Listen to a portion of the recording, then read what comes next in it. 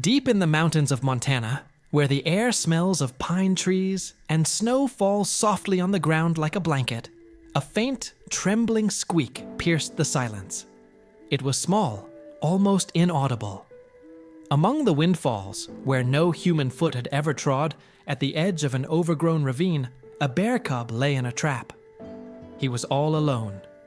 Its cloudy eyes wandered meaninglessly in the darkness. It was born blind, and now, alone with pain and fear, it quietly called for help, not knowing if anyone would hear it. The trap squeezed his hind paw. He tried to pull away, but only drove the metal teeth deeper into his flesh. There was no mother, no brother, no one nearby who could warm or protect him. His fur was matted with blood and dirt, and his breathing was becoming more and more ragged. Snow slowly began to fall. Light, almost weightless, it settled on the cub's back, and he began to shiver. The cold was creeping closer and closer to him. He was still very young, perhaps not even 6 months old. At any other time, he would have been playing with his family, exploring the world by touch, smell, and sound. But today was different. Today, he was trapped, with no way out. At that moment, a branch snapped somewhere in the distance. A rustle. Someone was coming. Was it a predator? Or a human? Michael had been walking through the forest for several hours. He was a hunter and knew these places like the back of his hand. But today, something was wrong. In the distance, he heard a faint, barely discernible squeak, just like a child crying. He stopped and listened. The sound repeated itself. Michael couldn't tell where it was coming from, but a feeling in his chest told him that someone was in trouble. He began to move cautiously toward the sound, jumping over fallen trees and avoiding bushes. His heart was beating faster, but he had only one thought in his head: to help. Suddenly, between the pine trees, he noticed a small, dark figure in the snow. When he got closer, he saw a wounded bear cub tangled in a trap. Its paw was swollen and covered in blood. The bear cub couldn't see him, but there was hope in its eyes. Hope for rescue. Michael knelt down and carefully looked under the snow and branches to figure out how to free the animal. He spoke softly so as not to scare it. Despite his fear, a sense of responsibility grew in the hunter's heart. This little animal was his only chance to help nature. Michael carefully picked up the tool and tried to open the trap. The metal was rusty and the lock was stuck. Every movement was difficult.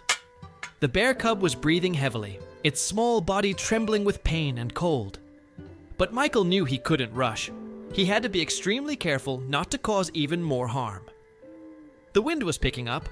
Snowflakes swirled around, turning the forest into an almost fairy tale-like but harsh scene.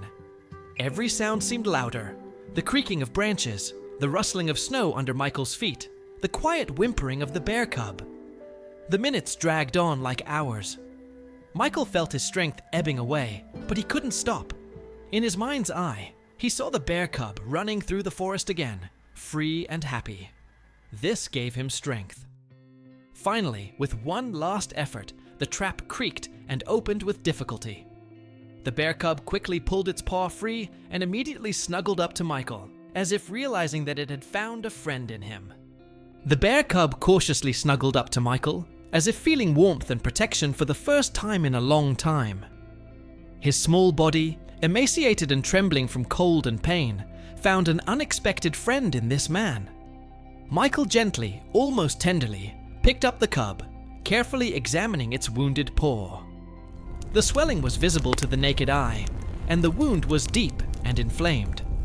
However, the hunter felt that, despite the severity of the injury, there was still hope for recovery. He built a small fire in a well-lit clearing to warm himself up a little and dry his wet clothes. The flames cast a warm, flickering light on the frost-covered ground and wet tree branches, creating a cozy atmosphere in the cold forest. Michael took some food out of his backpack, a few fresh berries and a piece of dried meat which he had brought with him, specifically for a long day in the mountains. The bear cub timidly tried the food, at first suspiciously, but quickly feeling its strength and warmth. His body relaxed, his breathing became more even. The wind, which had been whistling through the trees just a moment ago, gradually died down. The forest seemed to freeze, watching the beginning of this unusual friendship between a human and a wild animal in distress. Michael understood that now this little bear cub was not just a chance find for him, but a great responsibility and a new goal. He gently hugged the bear cub and made a decision. The next day, he would take the cub to the nearest wildlife rescue center, where specialists could provide the animal with proper treatment and care. The cub's eyes, blind but full of trust, reflected gratitude. At that moment, Michael felt real warmth for the first time, coming not only from the fire, but also from the new, strong bond that united them. The morning greeted the forest with silvery light, and Michael carefully gathered everything he needed for the long journey. The bear cub seemed a little calmer, although the wound on its paw had not yet healed. The hunter carefully placed the cub in a warm backpack, fastened it, and slung it over his shoulders. A long journey to the rescue center lay ahead, through dense forest and rough terrain. Michael's steps were heavy, the snow sank under his feet, and the backpack pulled him down. The bear cub whimpered quietly from time to time, reminding him of its pain and fatigue. But Michael knew he had to keep going for the sake of the little animal's life. Along the way, they encountered icy streams, slippery rocks, and steep climbs. Each obstacle was difficult to overcome, but Michael did not give up. He spoke to the bear cub in a calm voice, as if encouraging himself. Time passed slowly, but hope warmed the hunter's heart. He was sure that soon the bear cub would be safe and receive the help it had been waiting for so long. Finally, Michael reached the center of the wilderness, a small, cozy shelter surrounded by tall fir and pine trees. The specialist doctors immediately took the bear cub in, examined him carefully, and began the necessary treatment. Michael watched as the cub, despite his blindness and pain, grew stronger every day. The bear cub gradually began to adapt to his new surroundings, learning to navigate by sounds and smells, which replaced his sight. Several weeks passed. The bear cub began to walk confidently, played with other animals, and even responded to Michael's voice when he was occasionally invited to the shelter. Despite his blindness, the cub found new landmarks in the world around him, and gradually learned to live again. Michael felt a deep connection with this little animal, knowing that the rescue was the beginning of a new life, not only for the bear cub, but also for himself. The story of their meeting and rescue became known among the locals, and many came to support the shelter. Michael often returned there to visit his little friend, bringing fresh berries and telling stories from the forest.